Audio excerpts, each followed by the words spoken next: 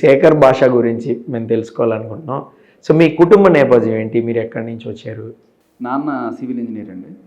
So రకరకాల చోట్ల transfers అవుతుంటేవి, చాలా వెరీ ఫ్రీక్వెంట్ ట్రాన్స్ఫర్స్ అనమాట. సంవత్సరానికి ఒక ఊరులాగా అట్లా అట్లా అనంతపురం, చిత్తూరు, నంద్యాల, వెలుగూరు, రాయలసీమ మొత్తం చుట్టేసాం. కాళహస్తి, తర్వాత ఇటు సైడ్ కోస్తాలో నెల్లూరు, గుంటూరు, విజయవాడ, ఏపీ మొత్తం మీదే, ఇంకా తెలంగాణ కూడా, మధ్యప్రదేశ్, కర్ణాటక. ఓకే, అసలు మ్యాక్సిమం ఉన్న తెలంగాణ అంటే ఎక్కువ హైదరాబాద్, కొంత టైం నిజామాబాద్. బట్ ఇవి కాకుండా కర్ణాటక, కేజీఎఫ్, కోలారు, బంగారుపేట, తర్వాత చెన్నై అండ్ మధ్యప్రదేశ్లో ఆరావళి రేంజ్, నర్మదా ప్రాజెక్టు, వీటన్నిటికీ కూడా అలా నేను తిరగని ఊరు లేదు. మరి ఎడ్యుకేషన్ ఎలా సాగింది? అదే సంవత్సరానికి ఒక స్కూల్, సిబిఎస్ఈ, ఒకే ఊళ్ళో రెండు సార్లు. సిబిఎస్ఈ ఏంటండి, వీధి బళ్ళు అండి, తెలుగు మీడియం అండి. ఎక్కడికి ట్రాన్స్ఫర్ లేదని సిటీలు కనుకుంటున్నారా? ఊర్లకి చీమల దూరం చిట్టడివి, కాకుల దూరం కారడు, ఈ ప్రాజెక్టులు అక్కడే స్టార్ట్ అవుతుంటాయి కదా. అప్పుడు వాళ్ళు సర్వేలు చేసి, డిజైన్లు చేసి, ఇవన్నీ చేయాలి. అక్కడ ఏదో ఒక చిన్న వీధి బడి ఉంటుంది, అక్కడే ముక్కు సీదుకుంటూ పలకట్టుకొని పోతూ ఉండేవాళ్ళం మేము. సో అది ఎలా మీ ఎడ్యుకేషన్ ఎలా సాగింది? సుళ్ళూరుపేటలో స్టార్ట్ అయింది. సుళ్ళూరుపేట. సో అక్కడ ఎల్కేజీ, అక్కడ కాన్వెంట్, తర్వాత కొన్నాళ్ళు నెల్లూరు, తర్వాత అదే చెప్పుకొచ్చాక ఇప్పుడు ఈ లిస్ట్ అంతా అలా జరిగింది. అంతా తెలుగు మీడియమే. 8th, 9th టైంలో ఇంగ్లీష్ మీడియం వేశారు, చాలా కష్టపడ్డాం. తర్వాత ఈ ఫీల్డ్కి రావాలి, ఆర్జే కింద అవ్వాలి అని ఒక ట్రిగ్గర్ పాయింట్ ఉంటుంది కదా, అది ఎప్పుడు? అసలు లేదు. మనం ఒకటి అవ్వాలనుకుంటాం, మనకు యాక్చువల్లీ ఒకటి బాగా వస్తుంది, కానీ మనం ఇంకోటి కావాలనుకుంటాం, మనకి దేవుడు ఇంకోటి ఇస్తాడు. ఇది జీవితం. నీకు నచ్చేది, నువ్వు మెచ్చేది, నీకు వచ్చేది, ఈ మూడు డిఫరెంట్గా ఉంటుంది. సో నేను అవ్వాలనుకున్నది, చెయ్యాలనుకున్నది ఒక మంచి సినిమా, ఒక డైరెక్టర్గా ఒక మంచి సినిమా తీద్దామని. మీకు నచ్చింది అది. బట్ నాకు వచ్చింది ఏంటంటే, నాకు తెలియకుండా చక్కగా సరదాగా మాట్లాడగలను, సెన్స్ ఆఫ్ హ్యూమర్, స్పాంటినిటీ, ఇది నా స్ట్రెంగ్త్. నాకు మెచ్చింది ఏంటి? నన్ను మెచ్చింది కంప్యూటర్ సైన్స్ చేశాను. ఇంకా దానికి సంబంధించిన ఒక ఉద్యోగం వచ్చింది. తర్వాత మెల్లగా ఈ ఫీల్డ్లోకి వచ్చాను. విజేయింగ్, తర్వాత ఆర్జేయింగ్, ఇవన్నీ కూడా చేస్తున్న గోల్ అదే ఉండేది. రేని సినిమా తీస్తే యుగాంతం వరకు చూస్తారనే రేంజ్లో అలా అనుకునే. బట్ తర్వాత గాట్ క్యారీడ్ అవే. చూద్దాం ఎప్పుడైనా టైం వచ్చినప్పుడు. ఎలా వచ్చారు అంటే ఈ ఫీల్డ్లోకి? అంటే స్టార్టింగ్ ఇంజనీరింగ్లో ఉన్నప్పుడే ట్రయల్స్ మొదలు పెట్టాను అనమాట. సో కొన్నిసార్లు కాలేజ్ ఎగ్గొట్టి, కొన్నిసార్లు సెలవుల్లో హైదరాబాద్కి వచ్చి అక్కడ ఇక్కడ ఫోటోలు వేసి ఆడిషన్లు ఇచ్చి వెళ్తూ ఉండేవాడిని. కొన్ని మెటీరియల్ అయ్యేవి, కొంతమంది తీశారు, కొంతమంది మధ్యలో ఆపేశారు, కొన్ని బయటకు వచ్చినాయి, 1-2 చిల్లర ఎపిసోడ్లు. మనకి బేసికలీ ఎక్కువ టైం కూడా ఉండేది కాదు. ఒక వారం రోజుల్లో ఏదైనా ఉంటే ఒక సింగిల్ ఎపిసోడ్ అట్టండి ఏదైనా చేసుకుని వెళ్ళిపోయేవాళ్ళం. అలా ధర్మవరపు సుబ్రహ్మణ్యం గారు ఒక చిన్న పెళ్లి చూపులోని ఒక చిన్న స్కిట్ అనమాట. ఓకే, అదేదో చేశారు. అప్పట్లో చదువుకుంటున్న టైంలో వచ్చి చేసేసి వెళ్ళిపోయేవాళ్ళం. తర్వాత అలాగే ఏదో చిన్న సీరియల్లో ఒక చిన్న అలాగే గెస్ట్ అపీరెన్స్లు ఇలాంటివి. బట్ రావడం, వెళ్ళిపోవడం, మళ్ళీ పరీక్షించుకోవడం ఏమన్నా వస్తుంది. అలా వస్తున్న టైంలో టీవీ ఛానల్లో యాంకర్గా, మ్యూజిక్ ఛానల్లో విజయ్గా వచ్చింది. వచ్చిన తర్వాత అక్కడ స్టార్ట్ చేసాం. అక్కడి నుంచి మాకు కొంచెం తెలుసు. అదే start, just out of college. ఇంకా నేను కంటిన్యూస్గా జాబ్ తీసుకోగలిగాను. ఆ తర్వాత 1 year తిరగకుండానే ఆర్జే. అది కూడా ఫ్లూక్ అంటే ఎలా అంటే, బాగా మాట్లాడతాను, నేను ఏ రోజు ఆర్జే అవ్వాలి, ఆర్జే నా జీవిత ఆశయం ఏ రోజు అనుకోలే. పైన టీవీ ఛానల్, కింద FM ఛానల్ ఉన్నప్పుడు బాగానే ఉంది కదా, అక్కడికి వెళ్ళి 1 గంట చేసుకొని, ఇక్కడికి వెళ్ళి 1 గంట చేసుకుంటే ఏదో ఎక్స్ట్రా ఇన్కమ్ వస్తుంది కదా, పార్ట్ టైం అవి 2 స్టార్ట్ చేసామన్నమాట. అలా కానీ రేడియోలో చాలా మంచి పాపులారిటీ వచ్చింది. సో ఇప్పటిదాకా బాగా ఇష్టం, మీ షోలు అంటే ఇష్టం. ఇంత ప్రేమగా మాట్లాడడం అనేది ఎక్కడ నేర్చుకున్నారు? అంటే చాలా ప్రేమగా ఉంటుంది మీ ఆర్జే షో అనేది. అది ఎక్కడ నేర్చుకున్నారు? అంటే ఎలా వచ్చింది? అట్లీస్ట్ అలా మీకు అలా అనిపిస్తే జీన్స్లో వచ్చింది అంటారా? అది షో చేసేటప్పుడు ఎలాంటి కష్టాలు ఉంటాయి అనేది? ఏ కష్టాలు లేవండి, వెరీ హ్యాపీ లైఫ్. ఇప్పుడైనా కొన్ని ట్రాజడీలు జరిగినప్పుడు, కొలీగ్స్ కొంతమందిని కోల్పోయాం కొన్నిసార్లు, వాళ్ళు ఏదో యాక్సిడెంట్లో పోయినప్పుడు, ఆ రోజు షో చేయాల్సి వచ్చేటప్పుడు కొంచెం కష్టంగా ఉండింది. ఒక 2-3 రోజులు అరే ఈ రోజు మనతో ఉన్నవాడు సడన్గా మిస్ అయ్యారని అలాంటి. ఆ తర్వాత కొన్నిసార్లు పెద్ద పెద్ద స్టేజ్లో ఉన్న లీడర్స్ చనిపోయినప్పుడు మనం రెగ్యులర్గా హ్యాపీగా ఎంటర్టైన్మెంట్ ఫార్మాట్లో చేస్తున్నాం. బట్ అది చేయలేము, సడన్గా మనం చేయలేము, జనాలు కూడా తీసుకోరు అటెండ్ చేస్తే. సో అటువంటి కొంచెం కథ మీద సాంలో ఉంటాయి.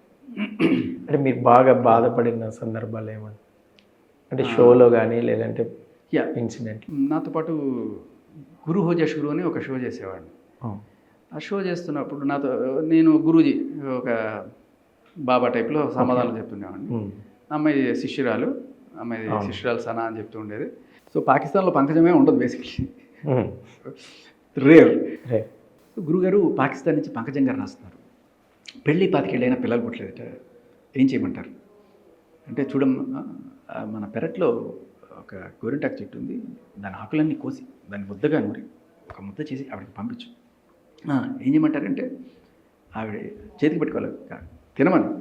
గురువుజీ గోరింటాకు తినడం ఏంటంటే, ఇచ్చి తల్లి గోరింటాకు చేతికి పెట్టుకున్నాం అనుకో ఏమవుతుంది, పండుతుంది, చేయి పడుతుంది. అదే కడుపులో వేసుకుంటే కడుపు పండుతుంది గురూజీ అదే అనమాట. సో ఇలాంటి సరదాగా ఉండేది ఈ షో. సో అన్ఫార్చునేట్లీ ఆవిడ ఒక 3 రోజులు సెలవు పెట్టి విజయవాడ వెళ్ళింది. But suddenly she was found murdered in lodge. So మా ఎఫ్ఎం అంతా అసలు జీర్ణించుకోలేని విషయం అది. ఆ తర్వాత షోలో కనీసం తన ఆత్మ శాంతించాలి అని చెప్దాం అనుకున్నా కూడా నన్ను అలౌ చేయలేదు. అసలు అవన్నీ మాట్లాడుతుంది మా షోలో, ఎందుకు మాట్లాడాలి, ఎవరిని వద్దు వద్దు సార్, మన కోసం ఎన్నాళ్ళు పనిచేసింది కదా అమ్మాయి. నాకు ఫస్ట్ టైం కోపం వచ్చింది కంపెనీ మీద, ఎందుకు వద్దంటున్నారు, మన కోసం సర్వ్ చేసిన అమ్మాయి. సరే నువ్వు డబ్బులు తీసుకున్నా కూడా పని చేశాం కదా, ఒక రెస్పెక్ట్, ఒక మనిషి మన ఆఫీస్లో మనిషి. సరే ఎలాగైనా ఇప్పుడు ఆవిడెవరో చంపేస్తే ఆవిడ తప్పు కాదు కదా, ఈవిడ ఎవరన్నా చంపేసింది అనుకోండి, అప్పుడు ఆవిడ గురించి మాట్లాడితే ఏదైనా అనుకోవచ్చు. ఆవిడెవరో చంపేశారు. సో చాలా ఫైట్ చేసి, లేదు నేను మాట్లాడతాను అని చెప్పా. లేదు కుదరదు అంటే ఇంకా ఏదో ఇండైరెక్ట్గా ఆ రోజంతా పేతో సాంగ్స్ వేసి ఏదో గొడవ అయింది నాకు. ఎందుకు చంపేశారంటే ఏమైనా రీజన్స్ ఏమైనా తెలిసింది? ఆవిడ బాయ్ ఫ్రెండ్కి ఆవిడకి ఏదో ఆవిడ బాయ్ ఫ్రెండ్కి ఆవిడ మీద డౌట్ ఏదో వచ్చిందని, ఏదో డబ్బులు తీసుకున్నారే సంథింగ్. భయ్యా మీకు బాగా ఇష్టమైన వంట ఏంటి? ఫుడ్ తినడానికి అయితే పిజ్జా ఇష్టం బాగా. నచ్చంది avoid non veg, egg, cakes. Non veg తినరు, కేక్స్ తినరు, అవే పెడతారు మీరు డెఫినెట్గా. మీ ఫేవరెట్ హీరో ఎవరు? రవితేజ. వై రవితేజ? వై అంటే ఆయన యాక్షను, ఆయన రాజసం, ఓవర్ పీరియడ్ ఆఫ్ టైం ఆయన చూసే కొద్దీ ఇంకా అంటే ఆయన ఏది పెరిగే కొద్దీ ఇంకా ఎనర్జీ తగ్గట్లేదు.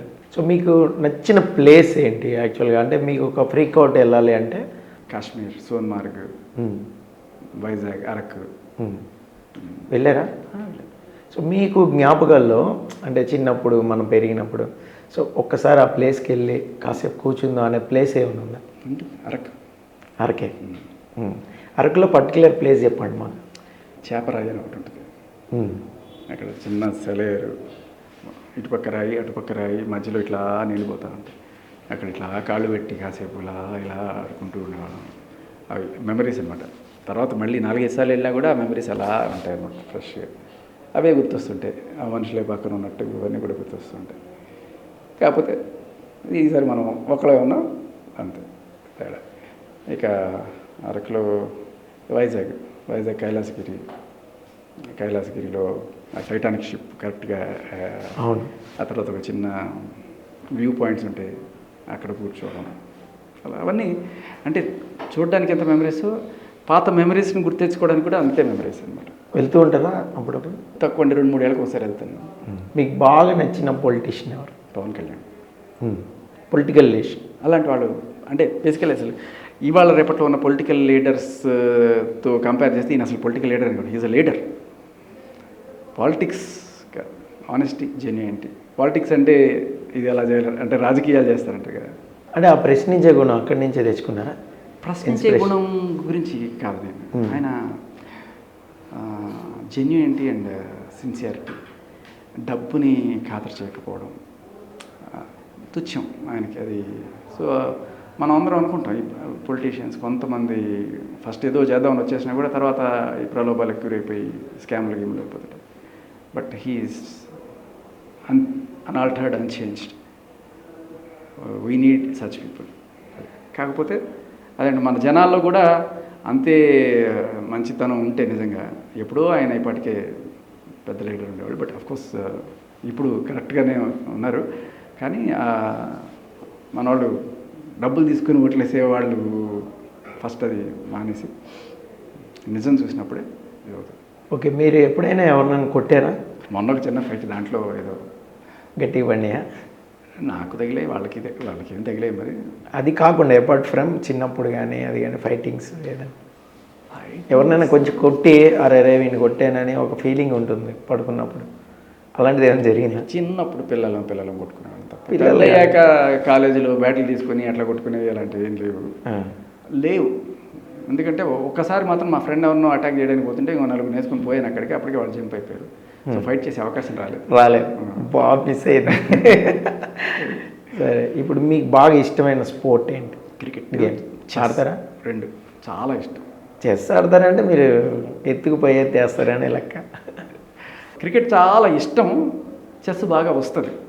ఓకే, అది అంటే మనకు మెచ్చింది అంట చూసారా. అవును, ఆ టైప్లో క్రికెట్ ఆడాలని కోరిక కదా. నేను 6లు 4లు కొట్టేద్దామని కాకపోయినా రోజు బ్యాట్ పట్టుకుని వెళ్ళిపోయేవాడిని.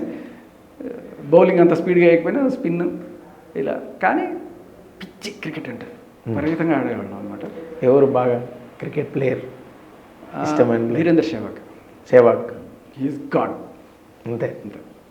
ఆ తర్వాత ముందు ఎవరు లేరు అంతే. సరే, ఇప్పుడు కొన్ని క్వశ్చన్స్ వేస్తాను, ఒక ఆప్షన్ కూడా ఇస్తాను. మీకు నచ్చని పనులే జరుగుతున్నాయి అనుకుందాం in front of you. So మీరు ఏం చేస్తారు? ఒకటి, వాళ్ళని తిడతారు, వాళ్ళని ఆపుతారు, లేదా కన్విన్స్ చేస్తారు. నా ముందు ఏదైనా సరే అన్యాయం జరుగుతుంటే చూస్తూ ఊరుకుంటాను, మనకి తిరుగుతాను. జస్ట్ కిడింగ్ అండి. తిడతారా, ఆపుతారా, కన్విన్స్ చేస్తారా? నాకన్నా చిన్నవాళ్ళు అనుకోండి, ఏదో దీంట్లో మేబీ ఒక చనువు అలా ఉందంటే ఒక మందలింపు అంటే వాళ్ళు ఆ ఫ్రెండ్షిప్ ఉంటే ఆగు రా అనే ఇది ఉంటుంది. Depends upon situation. ఇవన్నీ కాకుండా 4వది కూడా జరిగే అవకాశం, ఏదో సరదాగా వేరే డైవర్ట్ చేసి అలాంటివి కూడా చేయొచ్చు. పక్కగా డైవర్ట్ చేసాను. సరే, కన్విన్స్ చేయడం అదేమన్నా నీకు ఎందుకు, నువ్వు వెళ్ళిపో, నువ్వు ఇన్వాల్వ్ అవద్దు, ఇట్లా మాట్లాడుతున్నాను అనుకోండి. వాళ్ళిద్దరు గొడవ పెడుతున్నారు అనుకోండి, వాళ్ళకన్నా పెద్ద గొడవ మనం ఇక్కడ పెట్టేసాం అనుకోండి, అది చిన్నదైపోయింది. వాళ్ళిద్దరు మనిషి ఏంటో ఇక్కడ చూసారు ప్రాంక్ లాగా అలా ఏదైనా చేయొచ్చు. ఐ డోంట్ నో, మీరు ఏదో అడిగారు కాబట్టి సిచ్యువేషన్ ఊరికే జస్ట్ అది థింకింగ్. సో ఇంకొక క్వశ్చన్ అడుగుతాను. ఇప్పుడు అర్ధరాత్రి ఒంటరిగా రోడ్డు మీద వెహికల్స్ ఏం లేవు, మీరు ఒక్కళ్ళే ఉన్నారు, ఏం చేస్తారు చెప్పు? వెహికల్స్ ఏం లేవు, అసలు ఏం లేవు, ఏం పైన ఫ్లైట్ కూడా పోవట్లేదు. ఓకే, అర్ధరాత్రి ఏదైనా ఆత్మలు ఏమైనా మాట్లాడతాయని ట్రై చేస్తాను. లేదంటే మరి అక్కడే ఉండాలని టాస్క్ ఏమైనా ఉంటే ఒక పెన్ను పేపర్ కూర్చొని ఏదైనా రాసుకోవడానికి ట్రై చేసాను, ఐడియాస్ వస్తాయేమో. అది కూడా లేదు. ఓకే, పోనీ రోడ్డు మీద కాకుండా ఒక రూమ్లో వదిలేసారు అనుకుందాం, ఒంటరిగా బంధించినట్టు, అప్పుడు ఏం చేస్తారు? ఒక పెన్ను పేపర్ దొరికితే ఎవరు రాసుకుంటారు? పెన్ను పేపర్ ఎవరు సార్? గోడల మీద రాసేస్తారు. గోడల మీద రాసేస్తారు. పారిపోవడానికి ఏం ట్రై చేయరు? పారిపోవడానికే ఏం బోరు కొట్టేదాకా ఉండి తర్వాత అప్పుడు ఆలోచిస్తారు. ఉంటుంది కదా, ఇప్పుడు కొన్ని అవర్స్ టు అవర్స్ ఉన్నారనుకోండి, సో సఫికేషన్ వచ్చేస్తుంది కదా. ఇంకోటి, మీ తప్పు లేకుండా మీ మీద నిందలు, మీరు ఒక చోటుకి వెళ్ళాల్సి వచ్చింది, జైలుకే పోయారు అనుకుందాం, సపోజ్ జైల్లోకి పడేశారు, మీ తప్పే లేదు. సో మీరు ఫైట్ చేస్తారా, లేదంటే దాన్ని కన్విన్స్ అయిపోయి ఓకే చెప్పారుగా తప్పదు కానీ వెళ్ళిపోతారు? ఒకవేళ ఆరోపణలు చేస్తుంటే నవ్వుకుంటారు, బట్ వాళ్ళని నమ్మడానికి ఎవడన్నా వచ్చాడు అనుకోండి, అప్పుడు సమాధానం చెప్తారు. అప్పుడు ఇవ్వాల్సిన లెఫ్ట్ అండ్ రైట్ పాయింట్ మాట్లాడడం అది ఉంటుంది. ఇప్పుడు మీరు ఆర్గ్యుమెంట్ చేసేటప్పుడు మీ ఆర్గ్యుమెంటే రాంగ్ అనుకోండి, సారీ చెప్తారా? చెప్తారు. ఎలా తెలుసుకుంటారు మీ ఆర్గ్యుమెంట్ రాంగ్ అని? తెలియదు, బట్ తెలిసేలా ఎవరన్నా చేస్తే ఆరు ఏదో రకంగా తెలిస్తే ఖచ్చితంగా సారీ చెప్తాను. ఓకే భయ్యా, థ్యాంక్ యూ సో మచ్, నా పిచ్చి ప్రశ్నలన్నీ భరించారు. Thank you very much. ఫైనల్గా మీరు ఆడియన్స్కి ఏదైనా చెప్పాలంటే మా ఛానల్ తరఫు నుంచి చెప్పండి. హ్యాపీగా బిగ్ బాస్ చూడండి, ఎంజాయ్ చేయండి. వీలైతే నేను చేస్తున్న ఈ ఫైట్ ఏదైతే ఉందో బిగ్ బాస్ తర్వాత వచ్చిన తర్వాత దాన్ని కంటిన్యూ చేయడానికి మీ సహాయం అందించండి అంతే.